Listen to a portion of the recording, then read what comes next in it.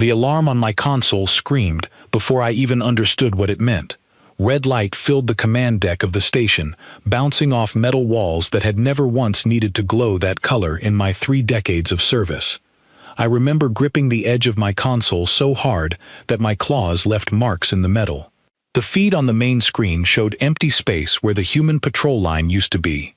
Not damaged, not destroyed, empty, gone, as if it had never existed.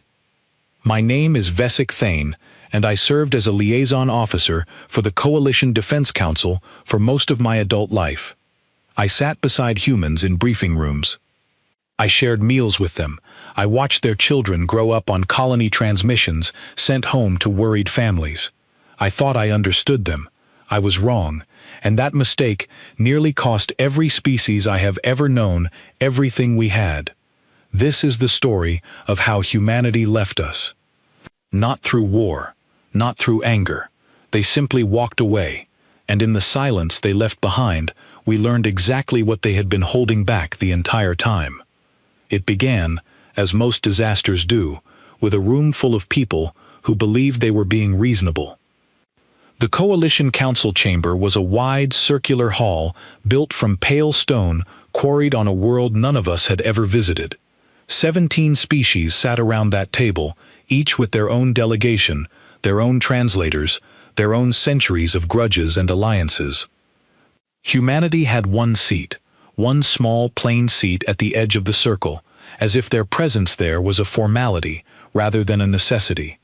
I sat behind my delegation that day, taking notes, watching the human representative named Daniel Cole stand to speak. He was not a large man. He did not raise his voice, but when he spoke, the room went quiet in a way I had rarely seen before. He explained, calmly, that 3 human patrol ships had been lost defending a joint supply route the week before. He explained that the attackers had been identified, that the threat was growing, and that humanity was requesting additional support from the Council to reinforce the border. It was a simple request, reasonable, backed by data, by casualty reports, by everything a rational body should need to say yes. The Council said no. I remember the words used: insufficient evidence of coordinated threat, budgetary constraints, a suggestion that humanity's tactics were, and I quote directly from the official record, overly aggressive and possibly provoking the very conflict they claimed to be defending against. Daniel Cole did not argue. He did not raise his voice. He simply nodded, thanked the Council for its time, and sat down. I did not understand then what that silence meant. I thought it was defeat. I have since learned that with humans, silence is rarely defeat. It is calculation.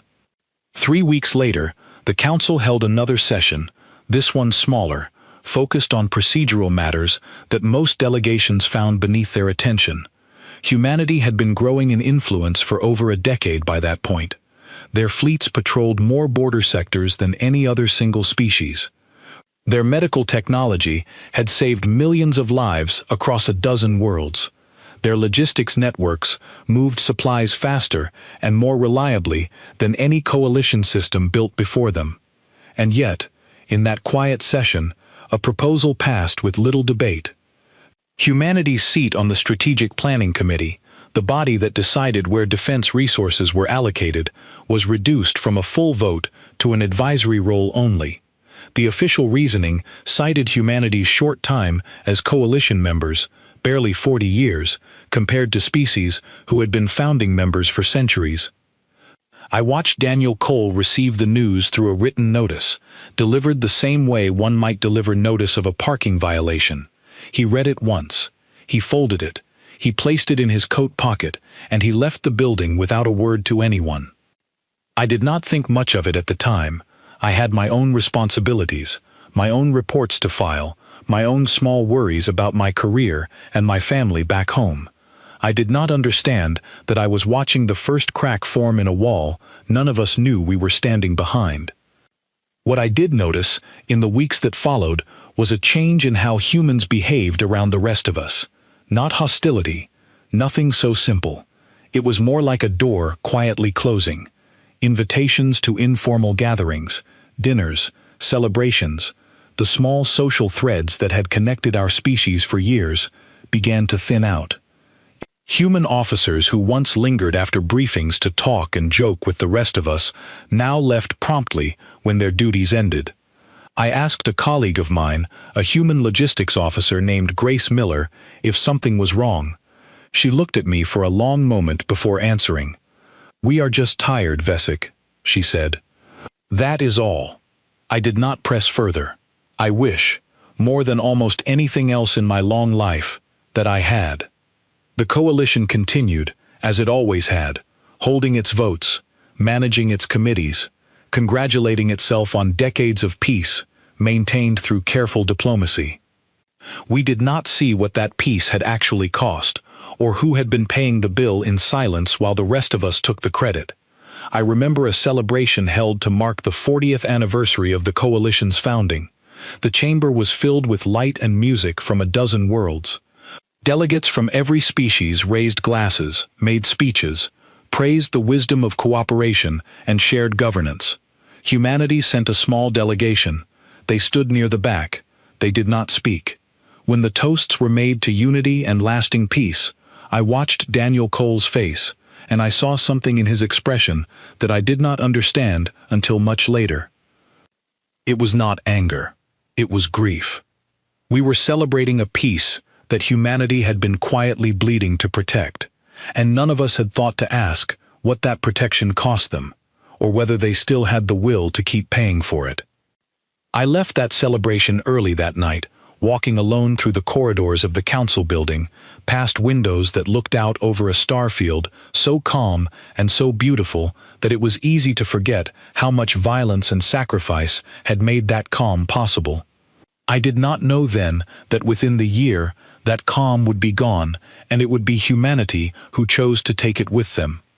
The message came in the middle of what should have been a routine shift. I was reviewing supply manifests when the emergency channel lit up across every screen in the command center at once. A colony transmission hub on the edge of contested space, a small human settlement called Ridgeway Station, had gone silent. Ridgeway was not a military installation. It was a research and farming outpost, home to a few thousand people who studied soil chemistry and grew crops meant to feed larger colonies further from the border. It had no defenses beyond a handful of light patrol craft. It had never needed more than that, because for years, coalition ships had maintained a rotating presence nearby to deter exactly the kind of raiders who now threatened it. That rotation had been quietly reduced 8 months earlier, part of the same budget decisions that had stripped humanity's voting power on the Strategic Planning Committee. Nobody had announced it as a reduction in protection. It was filed under efficiency improvements and resource reallocation. I had read the report myself and thought nothing of it. Now Ridgeway was silent, and a raiding fleet from a species we called the Karathi, aggressive scavengers who preyed on undefended settlements, had been spotted moving in that direction 2 days earlier. 2 days. Someone in the Coalition Tracking Division had seen the fleet's course and filed a routine report instead of an alert, because raising an alert required approval from 3 separate departments, and nobody wanted to be the one who triggered an unnecessary mobilization. I sat in that command center and watched Daniel Cole request emergency council authorization to send a joint rescue and defense fleet. He requested it through every proper channel, exactly as protocol demanded, at 4 in the morning by Council Standard Time, with casualty projections attached that made my stomach turn as I read them. The vote took 6 hours. 6 hours, while a colony of civilians sat exposed, with no protection beyond their own resolve. Delegates debated jurisdiction, debated whether Ridgeway technically fell within a zone the coalition was obligated to defend, debated the cost of fuel and deployment for ships that were, at that very moment, sitting idle in dock less than 2 days away. The vote failed, not because anyone believed the colony should be abandoned, but because enough delegations abstained or delayed that the required threshold for emergency deployment was never reached. I remember the final tally appearing on the screen, and I remember the silence that followed it, a silence so complete that I could hear my own heartbeat. Daniel Cole did not wait for the council to reconsider. He was already gone from the chamber before the vote had even finished being recorded. I found out later that he had gone directly to the Human Fleet Command and ordered every available ship within range to divert to Ridgeway, using authority that technically belonged to the Coalition, but that no one had the will to stop him from exercising in that moment. I was not there for what happened next. I only know what was recorded, and what was told to me afterward by people who were. 3 human cruisers and a handful of smaller escort craft arrived at Ridgeway 11 hours after the alert was first raised. The Karathi fleet had already begun its assault, targeting the colony's shield generators and landing raiding parties near the agricultural domes where most of the population had taken shelter. What followed was not a battle in the way the history archives usually describe them, clean lines of ships trading fire at a comfortable distance. It was close, desperate fighting in low orbit, human pilots flying maneuvers that Coalition tacticians later studied for years, throwing themselves between raider ships and the colony's remaining shields, absorbing damage that by every reasonable calculation should have destroyed them. They saved the colony. Every civilian who made it to shelter survived. But the cost was severe. 2 of the 3 cruisers were disabled beyond repair. Dozens of crew members were lost. A young pilot named Ethan Price, whose name I later learned because his mother submitted a formal complaint to the council demanding answers, died holding a defensive line that should never have been left to so few ships in the first place. When the fighting ended, humanity did not send a bill for damages, though they would have been entitled to one under Coalition mutual defense treaties. They did not demand a formal inquiry, though the delays that had cost lives were well documented and easy to prove. They sent a single request to the council, brief and without embellishment. The request asked for a guarantee, a simple, binding commitment that in future emergencies involving human settlements, deployment decisions would follow an expedited process, with automatic authorization triggered by verified threat data rather than requiring a full council vote. It was the kind of request that should have passed unanimously and immediately, given what had just happened. Instead, it was referred to a subcommittee for review.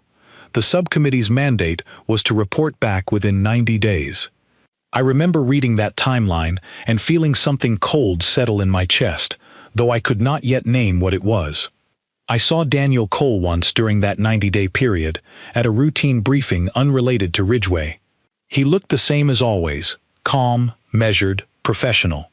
But when another delegate made an offhand remark about the unfortunate incident at the colony, as if it were a minor inconvenience rather than a battle that had cost lives, I watched something shift behind Daniel's eyes. It was brief, it was controlled, but it was there, and I recognized it, because I had seen that same look on the faces of soldiers from my own world who had decided that a line had finally been crossed and there was no walking it back. I spoke with Grace Miller again during that time, hoping she might tell me I was imagining things, that humanity was simply frustrated the way anyone would be, and that things would settle once the subcommittee delivered its report. She did not tell me that. She told me something else instead, something I have carried with me ever since. "We have been carrying this alliance for a long time, Vesic," she said, "not because anyone asked us kindly, because it needed carrying, and we were the ones who could do it. But carrying something is a choice. It has always been a choice. I do not think the Council understands that yet." I asked her what would happen if humanity stopped choosing to carry it. She looked at me, and for the first time since I had known her, I saw no warmth in her expression at all. Just tiredness, deep and old, the kind that comes from years of being relied upon and never truly valued. "Then I suppose the Council will finally learn what it has been standing on," she said. The 90-day subcommittee review came and went. The final report recommended further study. No expedited process was implemented. No apology was issued for the delay that had cost lives at Ridgeway. The matter was quietly closed, filed away among 1,000 other administrative decisions that no single delegate felt fully responsible for. I do not know exactly which moment was the final one, the specific hour when humanity decided enough had been asked of them and given too little in return. I have thought about it many times since, turning over every meeting, every slight, every quiet dismissal, trying to find the precise breaking point. I have come to believe there was no single moment. There was only an accumulation, decades of being trusted with the hardest work and denied the smallest respect, until one day the weight simply became more than anyone should be expected to carry alone. What I do know is that 6 weeks after the subcommittee's report was filed and forgotten, every human ship patrolling coalition space received the same order at the same moment, transmitted not through official council channels but directly from human command to human command, bypassing the very institution that had spent years failing to protect the people who trusted it most. I was on duty when the transmission logs began flooding in from border stations across a dozen sectors, each one reporting the exact same thing in the exact same calm, professional tone. Human vessels were withdrawing from joint patrol duty, effective immediately. No further explanation was given at that time. No threats were made. No demands were issued. They were simply leaving, and for the first time since I had joined the coalition, I felt genuine fear settle into my chest, though I still did not fully understand why. I was standing on the observation deck of the border relay station when the last human cruiser passed through the checkpoint and did not slow down. I had watched thousands of ships move through that checkpoint over the years, human and otherwise, always following the same procedure: a brief pause for identification, a courteous exchange with the station crew, sometimes a wave from the observation windows if someone I knew happened to be aboard. This ship did not pause. It moved through the checkpoint at cruising speed, its identification transmitting automatically, its crew offering no greeting at all. I watched it grow smaller on the screen until it vanished into the dark beyond our sensor range. And I understood, in a way I had not fully accepted until that exact moment, that something enormous had just ended. The official notice came 3 hours later, delivered simultaneously to every coalition member world through the standard diplomatic channel, the same channel used for routine trade agreements and minor border adjustments.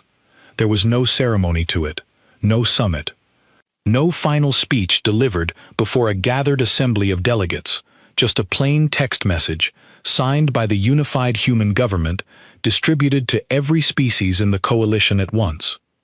I still remember the wording because I read it so many times afterward that it became burned into my memory. Effective immediately, humanity withdraws from all joint defense agreements, patrol rotations, and mutual support treaties currently held with the Coalition Council. All human military assets are being recalled to human-controlled territory. Existing trade and diplomatic relations remain open to renegotiation on updated terms. We thank the coalition for the years of shared effort and wish continued safety to all member worlds. That was all. No accusations, no demands, no mention of Ridgeway or the 6-hour vote or the 90-day report that had gone nowhere.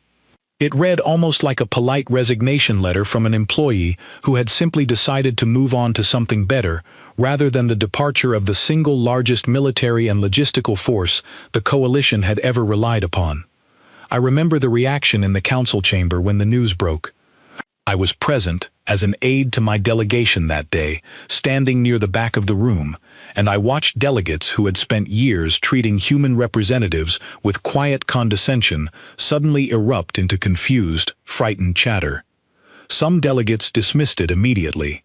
I heard a representative from one of the older founding species declare, quite loudly, that humanity's absence would barely be noticed, that other coalition fleets would simply absorb the patrol responsibilities humans had been handling, and that this was, in his words, an overdue correction to an imbalance of influence that had never suited the coalition's founding principles.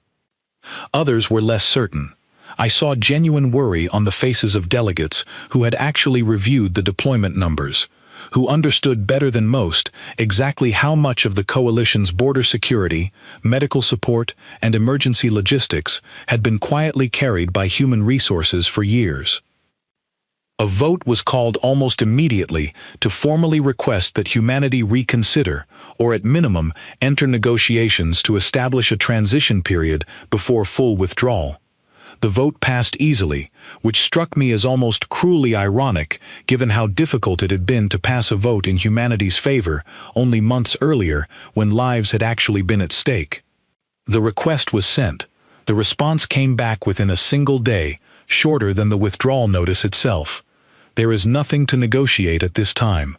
I do not think anyone in that chamber, myself included, truly understood what was coming. We had grown so accustomed to treating human contributions as simply part of the background of coalition life, always present, always reliable, that we could not yet imagine what its absence would actually look like in practice. We assumed, foolishly, that the machinery of the coalition would simply continue running as it always had, perhaps with a few adjustments, a few reassigned patrol routes, a temporary dip in efficiency that would resolve itself within a season or two. I want to describe what I witnessed in the weeks that followed, because I believe it is important for anyone who hears this account to understand exactly how quickly the consequences began to show themselves. The first sign came from the medical relief networks. Human field hospitals and rapid response medical ships had been quietly handling the majority of emergency medical care across contested border regions for years, a fact that had never seemed remarkable to any of us because it had simply always been true. Within 10 days of the withdrawal, 3 separate colony worlds reported that they no longer had adequate emergency medical coverage. Requests went out to other coalition species to fill the gap. Most species offered assistance eventually, but none could match the speed or scale of what human medical ships had provided, and the delays cost lives almost immediately. The second sign came from logistics. Human supply convoys had been the backbone of coalition trade and resource distribution for over a decade. Their ships faster, their routing systems more efficient, their crews more willing to take on dangerous cargo runs through contested space than most other species preferred. Within 3 weeks, supply shortages began appearing on outer colony worlds that had never experienced them before. Food distribution slowed, medical supplies grew scarce in regions that depended on regular shipments. The other species scrambled to fill the gap, and their efforts, while sincere, simply could not match the scale of what had quietly disappeared. But the most serious sign, the one that finally made the entire coalition understand the scope of what had happened, came from the border itself. For years, human patrol fleets had maintained a near-constant presence along the most contested stretches of coalition territory, the regions bordering species who had never fully accepted the coalition's authority and who had been deterred from open aggression largely by the knowledge that human ships, faster and more heavily armed than most coalition vessels of comparable size, were always nearby and always willing to respond with overwhelming force if provoked. I want to be careful here, because I do not wish to describe violence in detail, only to explain what happened in broad terms so that the scale of the danger can be understood. Within 5 weeks of the human withdrawal, incursions along the border increased sharply. Species who had respected the boundary for years, out of caution rather than genuine goodwill, began testing it in ways they had never dared to before. Small skirmishes broke out in 3 separate sectors. Coalition patrol ships, spread thin and unaccustomed to operating without human support nearby, struggled to respond effectively. Several outposts had to be evacuated entirely when local forces proved unable to hold the line alone. I was assigned to a crisis briefing during this period, tasked with compiling reports from across the affected sectors for presentation to the Council. I remember sitting at my desk late into the night, reading report after report, each one describing some new failure, some new gap that human presence had been quietly filling for years without anyone bothering to notice or acknowledge it. It was during this period that I finally understood something I should have understood years earlier. Humanity had never been the unpredictable, occasionally troublesome partner that so many coalition delegates had privately considered them to be. They had been the foundation. Quiet, steady, unglamorous work, done without complaint, done so consistently and so well that the rest of us had mistaken their competence for something ordinary, something owed to us rather than something earned through years of sacrifice. I remember a conversation I had during that time with an old colleague of mine, a coalition tactical officer named AwayHFY, who had worked alongside human forces for most of his career. We sat together in the station's small dining hall, both of us exhausted from weeks of crisis management, and he said something to me that I have never forgotten. "We treated them like hired help, Vesic," he said, staring down at his food without touching it. "For years, we let them do the dangerous work, and then we sat in our comfortable chambers and voted on whether they deserved a say in how it was done. I do not think any of us ever really believed they would simply stop." I asked him what he thought would happen now. He looked up at me, and there was no anger in his expression, only a kind of exhausted honesty that I found more unsettling than rage would have been. "I think we are about to find out exactly how much of our peace was never really ours to begin with," he said. "I think we borrowed it from people we never bothered to thank, and now the loan has come due." I did not sleep well that night, or for many nights afterward. I kept thinking of Daniel Cole, standing calmly at the edge of the council chamber all those months ago, absorbing insult after insult without complaint, and I wondered how many warnings we had been given, quiet and unspoken, that we had simply failed to hear.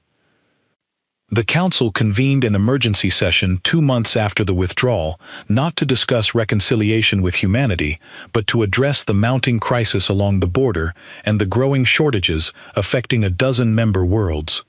I attended as part of my delegation's support staff, and I watched as representative after representative stood to describe the failures happening across their territories, failures that traced back, directly or indirectly, to the absence of the one species everyone had once considered replaceable. It was during that session that a proposal was finally raised, hesitantly at first, then with growing urgency as more delegates spoke in favor of it. The coalition needed to send a formal delegation to humanity, not to demand their return, not to insist on any particular outcome, but simply to ask, honestly and without the arrogance that had defined so many of our previous interactions, what it would take to repair what had been broken. I did not know it then, but I would be asked to join that delegation. I did not know that the journey ahead would force me to confront not only the consequences of the coalition's failures, but my own quiet complicity in them. The years I had spent watching, noting, filing reports, and never once standing up to say that something was deeply, dangerously wrong. The sector we called Thesson's Edge had never been a place anyone worried about. It sat along the outer rim of coalition space, bordering territory claimed by a species known as the Varathi, a proud and heavily armed people who had long ago signed a non-aggression agreement with the coalition, an agreement that had held firm for over 20 years, largely because human patrol fleets maintained a visible, unmistakable presence along that border at all times. I had reviewed the deployment records for Thesson's Edge many times during my years as a liaison officer, and I remember thinking, back when I first studied them, that the sector seemed almost overprotected. 3 human cruisers rotated through the region constantly, supported by rapid response fighters and a forward supply depot capable of sustaining extended engagement if needed. At the time, I assumed this level of protection was simply excessive caution, perhaps even a demonstration of human military pride rather than genuine necessity. I understand now how wrong that assumption was. 7 weeks after the withdrawal, Thesson's Edge became the first major test of whether the coalition could hold its borders without the species that had quietly shaped its defense strategy for over a decade. The human fleet was gone. In its place, the coalition had assigned a mixed patrol of ships from 3 smaller member species, capable vessels in their own right, but lacking the coordinated experience and firepower that had made the previous arrangement so effective. The Varathi noticed the change almost immediately. Their scout ships, which had rarely approached the border in the past, began appearing with increasing frequency, probing the new patrol patterns, testing response times, measuring the resolve of forces they had never had reason to challenge before. I read the intelligence reports as they came in, each one more concerning than the last. The Varathi were not fools. They understood exactly what had changed, and within a matter of weeks, formal communications from their government began adopting a noticeably different tone, less deferential, more probing, raising old territorial disputes that had gone quiet for over a decade. The council debated how to respond. Some delegates argued for a show of strength, reinforcing the sector with additional coalition ships to demonstrate that the border remained secure regardless of who was patrolling it. Others argued for caution, worried that any visible reinforcement might be seen as provocation rather than deterrence. The debate dragged on for days, exactly the kind of slow, cautious deliberation that had once been possible only because human forces were always present to absorb the consequences of that caution. This time, there was no one absorbing the consequences. The incident that followed was, by the standards of what came later, relatively minor. A Varathi scout formation crossed into a disputed section of the border, and when coalition patrol ships moved to intercept, the encounter escalated into a brief but serious exchange of fire. No coalition ships were destroyed, but 2 were severely damaged, and the crews aboard suffered losses that shook the sector's command staff badly. The Varathi withdrew after the exchange, but their formal response afterward made clear that they considered the border's status now open to renegotiation, a position they would never have dared take while human ships still patrolled that space. I remember the mood in the council chamber when the news arrived. It was not panic, not yet, but something closer to a slow, dawning dread, the kind that comes when a person realizes a problem is larger and more permanent than they first believed. I want to speak now about something more personal, because I believe the true scale of what humanity's absence meant cannot be understood only through military reports and border incidents. It has to be understood through the smaller losses as well, the ones that never made it into official records, but that changed lives all the same. My own homeworld, a temperate world called AwayHFY, had never been directly involved in border conflicts. We were a peaceful, agricultural people, and our contribution to the coalition had always been more administrative than military. But we depended, more than I had ever realized, on human medical technology. A rare degenerative condition affecting the nervous systems of my people, one that had claimed lives for generations before human medical researchers helped develop an effective treatment nearly a decade earlier, required a specific compound that had always been synthesized and distributed through human pharmaceutical networks. It was not something any other coalition species had ever needed to replicate, because humans had always provided it, quietly and reliably, as part of the broader web of cooperation that held our alliance together. Within 2 months of the withdrawal, supplies of that compound began running low across several AwayHFY colonies. I received a message from my sister, who lived on one of the outer settlements, informing me that our elderly father, who had been managing his condition successfully for years, was now facing a shortage that local medical authorities could not resolve. Other coalition species attempted to help, offering what resources they had, but none possessed the specific manufacturing knowledge required, knowledge that had simply never been shared widely because no one had ever imagined a scenario where it might suddenly become necessary. I remember sitting alone in my quarters after reading that message, feeling a kind of anger I had never experienced before, directed not at humanity, but at every delegate, every committee, every quiet, comfortable decision that had treated their contributions as ordinary rather than essential. We had built our entire way of life on a foundation we never bothered to properly understand, and now that foundation was gone, and people I loved were suffering because of choices made by strangers in a chamber none of them would ever see.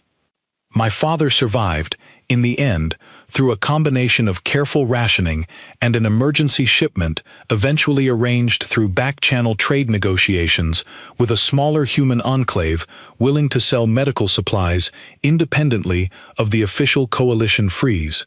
But the fear I felt during those weeks never fully left me. It settled into something quieter and more permanent, a constant awareness of how fragile everything we had built truly was. I was not alone in that experience. Across a dozen member worlds, similar stories began to emerge. Colonies that depended on human-engineered irrigation systems for their agriculture found themselves struggling as maintenance support disappeared. Educational programs that relied on human-developed technology for remote instruction across scattered outposts began to falter. Even something as simple as long-range communication reliability suffered because human-built relay stations had always operated with a level of consistency that other coalition technology had never quite matched. None of these things individually seemed catastrophic, but together they painted a picture that no delegate in that chamber could ignore any longer. Humanity had never simply been one partner among many within the coalition. They had been the quiet infrastructure holding the entire structure together, present in nearly every aspect of coalition life, in ways so thoroughly integrated that their absence felt less like losing an ally and more like losing a limb. I attended a private meeting during this period between senior council officials and military strategists, called to assess the full scope of the crisis. I was present only to take notes, seated quietly near the back of the room, but I remember the moment clearly when the coalition's chief strategic officer, a stern and rarely emotional woman from one of the older member species, finally spoke the words that no one else had been willing to say aloud. "We built our peace on their shoulders," she said, "and we never once asked if those shoulders were tired. Now we have our answer, and I do not know if we can survive without them." The room was silent after she spoke. I looked around at the faces of delegates and officers who had spent years treating human contributions as simply the natural order of things, unremarkable, expected, owed. I saw fear in some of those faces. I saw shame in others. And for the first time since the withdrawal began, I saw something that might have been the beginning of genuine understanding. It was decided, in that meeting, that the coalition could not continue attempting to manage the crisis alone, hoping that other member species could eventually fill the gap humanity had left behind. A formal delegation would need to be sent, not to demand humanity's return, but to genuinely understand what had gone wrong, and what, if anything, could be done to repair it. I was asked to join that delegation 2 days later, in part because of my long history working alongside human officials, and in part, I suspect, because someone remembered that I had once called Grace Miller a colleague rather than simply a resource to be managed. I accepted without hesitation, though I did not yet know what I would find when I finally stood before humanity again, no longer as a representative of an alliance they depended on, but as a supplicant from an alliance that now depended entirely on them. The human capital world was called Meridian, and I had visited it many times before during my years as a liaison officer, always as a welcomed guest, always greeted with the kind of easy warmth that had made those visits some of my favorite duties. This time, as our shuttle descended through the atmosphere toward the government complex below, I felt none of that familiar comfort. I felt like a stranger arriving somewhere I no longer had any right to be. Our delegation consisted of 6 representatives, one from each of the coalition's largest member species, chosen carefully to demonstrate unity and sincerity rather than desperation. I stood among officials far more senior than myself, and yet I had been specifically requested to attend, a fact that filled me with a nervous uncertainty I could not fully explain until we finally landed. We were met not by a large ceremonial welcome, the kind the coalition had always arranged for important visitors, but by a single official escort who led us quietly through the complex to a modest meeting room. There were no flags, no formal seating arrangement designed to emphasize hierarchy, no elaborate protocol of the kind that had defined every previous diplomatic encounter I had witnessed between our peoples. Daniel Cole was waiting for us when we arrived, along with two other officials I recognized from years of council sessions. Grace Miller was among them, standing slightly apart from the others, her expression unreadable in a way that unsettled me more than open hostility would have. I do not know exactly what the other members of our delegation expected from this meeting, whether they hoped for immediate reconciliation or a simple negotiation over specific terms that could be resolved within a single session. What we received instead was something far more difficult to navigate, a quiet, honest conversation that stripped away years of comfortable assumptions on both sides. Daniel Cole did not begin with accusations, though he would have been entitled to make many. He began by asking a simple question, directed at the entire delegation rather than any single member. "Why are you here?" he asked. "Not what do you want. Why are you here?" The lead delegate, an elder statesman from one of the founding coalition species, began to explain the crisis unfolding across member worlds, the border incidents, the medical shortages, the collapsing supply networks. Daniel listened patiently, without interrupting, until the delegate finished speaking. Then he asked a second question, quieter than the first. "And if none of that had happened," he said, "if the border had held, and the supplies had continued arriving through other means, and no one had suffered because of our absence, would you be here at all?" No one answered immediately. I watched the delegates around me search for a response that would sound sincere without admitting an uncomfortable truth, and in that silence, I found myself speaking before I had fully decided to, my voice smaller and less certain than I intended. "No," I said. "I do not think we would be." Every eye in the room turned toward me, including Daniel Cole's. I felt the weight of that attention, but I did not look away. "I do not think we would be here if it did not hurt us," I continued. "And I think that is exactly the problem you are trying to show us. We valued what you did for us. We never valued you.